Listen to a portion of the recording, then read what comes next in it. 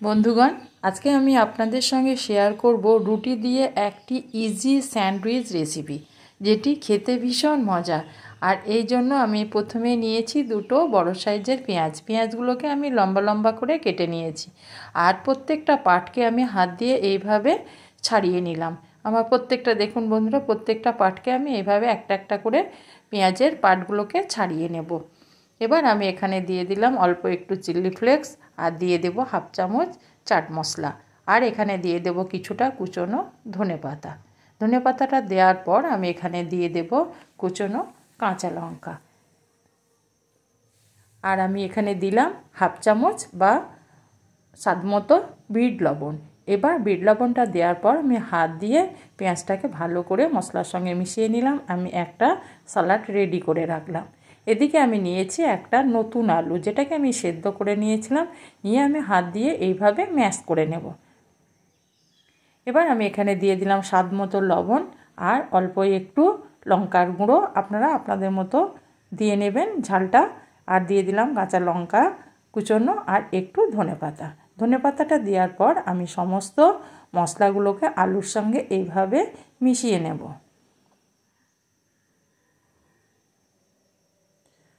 আমার আলুটা মাখা হয়ে গেছে। এবার আমি নিয়েছি দুটো সকালের অবশিষ্ট থাকা রুটি। এবার এই দুটো রুটিকে দিয়ে আমি আপনাদের স্যান্ডউইচ বানিয়ে দেখাবো। আর তার জন্য রুটির ওপরে প্রথমেই দিয়ে দিলাম কিছুটা টমেটো সসটা দেওয়ার পর আমি রুটির ওপর একটা চামচ দিয়ে পুরোপুরি ছড়িয়ে নেব। এইভাবে টমেটো সসটাকে আমি রুটির ওপরে মেখে নিলাম। এবার আমি যে আলুর পুরটাকে রেডি করে রেখেছিলাম সেটাকে আমি এইভাবে রুটির উপরে অর্ধেক অংশটার মধ্যে দিয়ে দেব।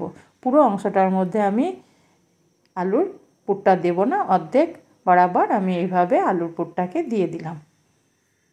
এবার বন্ধুরা, যে আমি পেঁয়াজের স্যালাডটা রেডি করে রেখেছিলাম সেটাকেও আলুর উপরে এইভাবে দিয়ে দেব।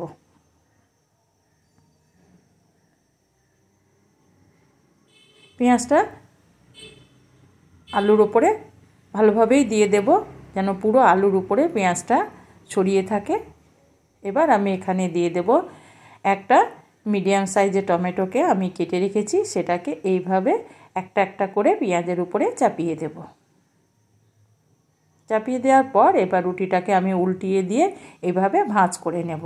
এবার আমি এটাকে টিপে বসিয়ে দেওয়ার পর একটা চাকু দিয়ে এইভাবে মাঝ বরাবর কেটে নেব। একটু সাবধানে কাটতে হবে যাতে পুরগুলো বেরিয়ে না যায়। দেখুন বন্ধুরা, আমার একটা কাটা হয়ে গেল। এবার আমি হাত দিয়ে একটু চিপে চিপে বসিয়ে নেব।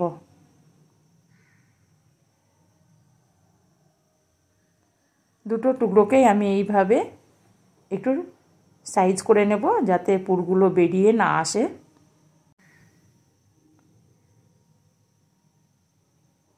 এভাবে আমি একটু টিপে টিপে বসিয়ে নিলাম।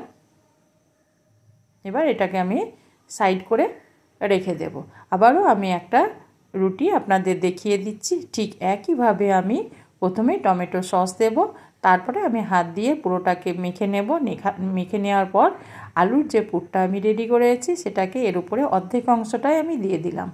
দেওয়ার পর এর উপরে আমি পেঁয়াজের যে স্যালাডটা আমি করিয়ে রেখেছি সেটাকে এভাবে বসিয়ে দিলাম আলুর উপরে। একইভাবে আমি পেঁয়াজটাকে দেওয়ার পর বা পেঁয়াজের স্যালাডটাকে দেওয়ার পর আমি একইভাবে টমেটো দিয়ে দিলাম। দিয়ে আমি রুটিটাকে ঠিক একইভাবে উল্টিয়ে দিলাম, দিয়ে হাত দিয়ে চেপে চেপে এইভাবে বসিয়ে নিলাম।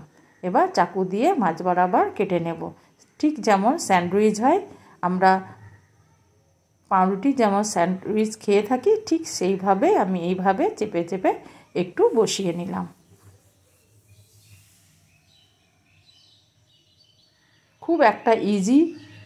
খুব ইজি একটা টিফিন রেসিপি, বাচ্চাদের চটজলদি তৈরি করে দেওয়া যায়।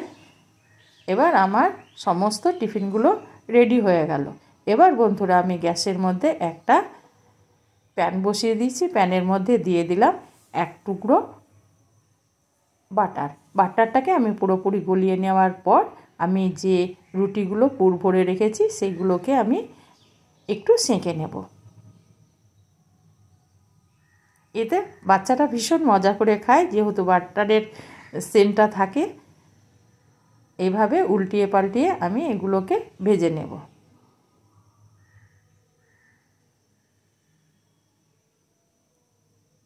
একটু সাবধানে ভাজতে হবে যাতে বেরিয়ে না যায়।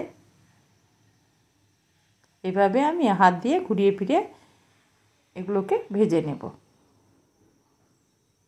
আমার রুটিটা সেঁকা হয়ে গেছে। এবার আমি এটাকে প্যান থেকে উঠিয়ে নেব। আবারও আমি এক টুকরো বাটার দিয়ে দিলাম। বাটারটাকে পুরোপুরিভাবে গলিয়ে নেব। একইভাবে আমি বাদবাকি যে নাস্তাগুলো বা স্যান্ডউইচগুলো আছে সেগুলোকে একইভাবে আমি সেঁকে নেব।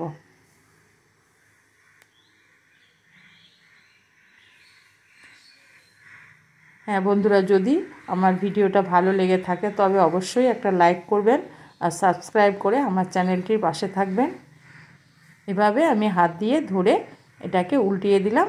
আর এইভাবেই আমি এগুলোকে ঘুরিয়ে ফিরিয়ে একটু সেঁকে নেব।